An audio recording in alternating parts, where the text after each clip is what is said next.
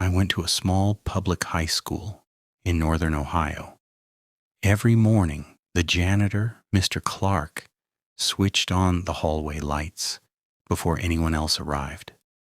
One Monday, he didn't show up.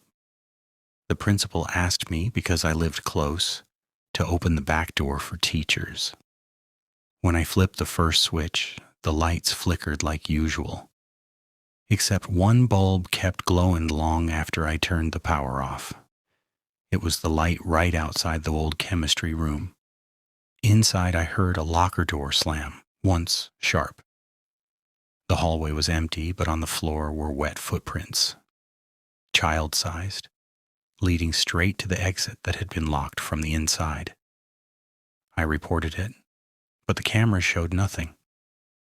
Only the flickering bulb, pulsing like someone was breathing behind it.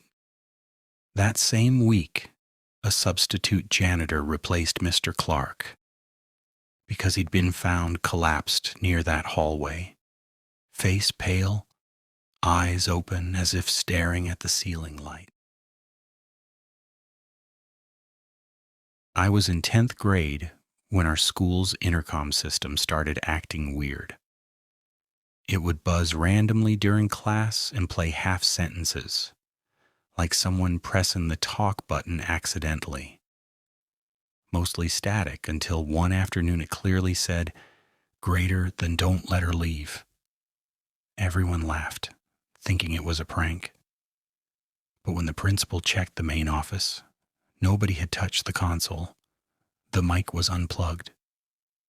The next day, the same voice came again, quieter. "She's still in the library." Our librarian quit that evening. She said she kept hearing her own name whispered between shelves, even when she was alone. Maintenance replaced the entire intercom system a week later. Still, sometimes during fire drills, when the building goes silent, you can hear a faint hiss in the speakers, like someone trying to say something, but the wires don't want to carry the words anymore. This one's from my older brother, who went to a prep school in Maine. Built in the 1940s. The school had a basement level that was sealed after a flood years ago. One night during senior week, my brother and two friends snuck down there through a broken maintenance hatch. It smelled like rust and paper. Down one corridor, they found a door labeled Room B12. Inside, there were desks set up exactly like a classroom, except everything was covered in dust, except the chalkboard. On it, fresh handwriting, greater than sit down. They thought someone else had been down there, maybe a teacher pulling a prank. Then they heard a faint scrape behind them, like a chair moving across the floor, but none of them had moved. When they turned around, one desk had shifted away from the row. Something had carved initials into it. My brother's. They ran, but halfway up the stairs, the emergency light turned on by itself, glowing red like a warning.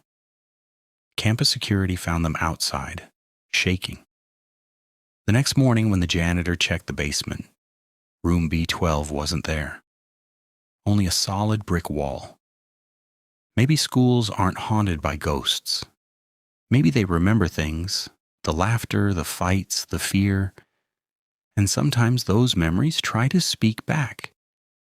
If you ever find yourself walking alone through empty hallways after dark, and you hear a whisper over the intercom, just keep walking.